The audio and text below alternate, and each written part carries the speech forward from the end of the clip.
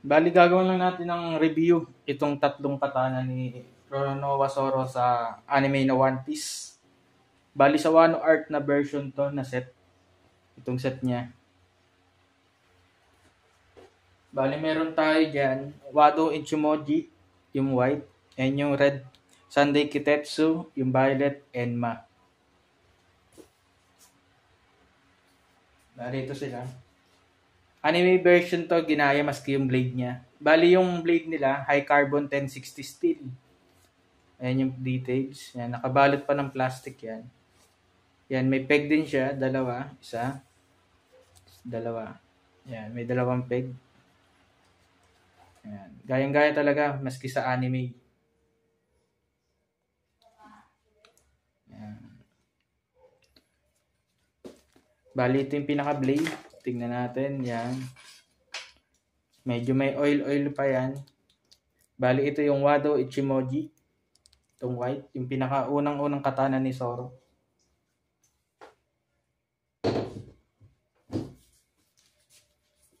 Yan siya.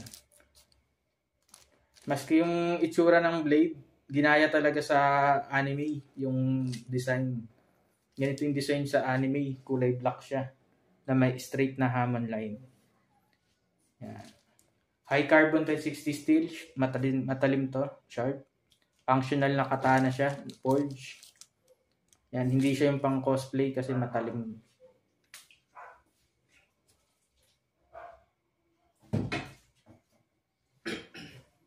Bali, susukatin natin kung gaano kahaba.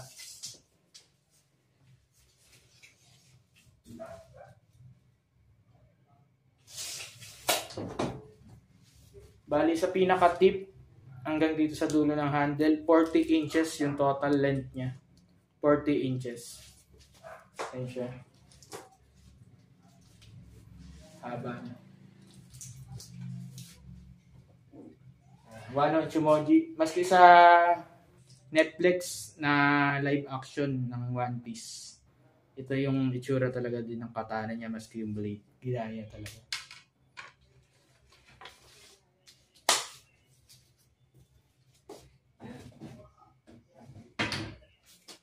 Bali, ito yung pangalawa nating i-review sa katana ni Roronoa Zoro. Sunday Kitetsu. Yan, isa sa pinakamagandang design sa katana niya. Ayan. May dalawang peg din siya. Isa. Dalawa. Ayan, dalawa.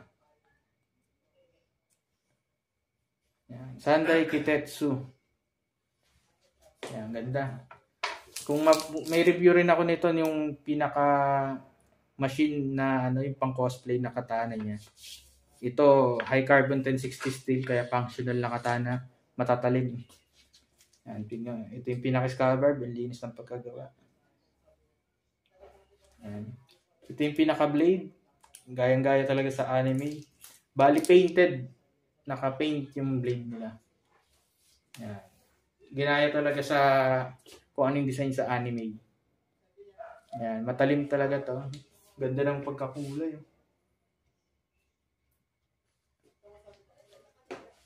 Ayan, ganda. Ayan, sukatin din natin kung gaano kahaba.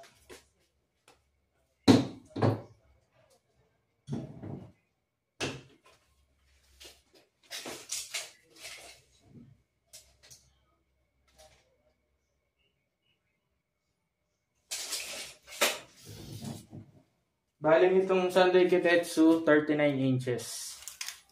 Yan, 39 inches to. Itong isa, itong Wano Ichimoji, 40. Bali mas mahaba yung Wano Ichimoji. Ito, 39. Ang ganda. Painted. Painted to Matalim talaga.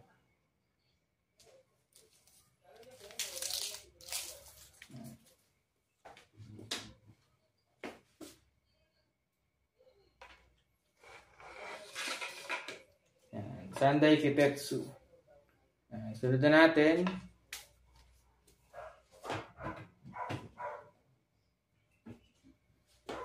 Ito na yung pinakahuling katana niyan na nakuha niya kay Oden. Ay, galing kay Oden. Binigay galing sa, ito yung pinakahuling nakuha ni Zoro sa Wano Art na katana. Yan. Yan. Enma. Hindi natin makita kung may effect siya kasi ito yung design sa anime. Ginaya talaga. Tapos may cover pa tong plastic. Tatanggalin nyo na lang kung gusto nyo tanggalin. Ang gaya talaga maski yung mga design niya.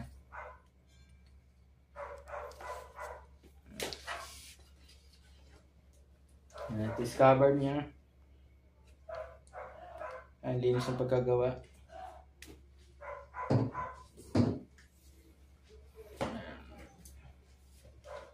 Bali ito yung blade. Ganda. Ganda ng pagkagawa sa blade. Astig. Ayan yung blade niya.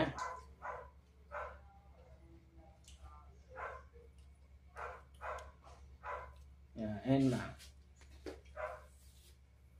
Ang pinakahuling katana ngayon ni Zoro sa Wano Art na nakuha niya. Sukatin natin kung gaano kahaba.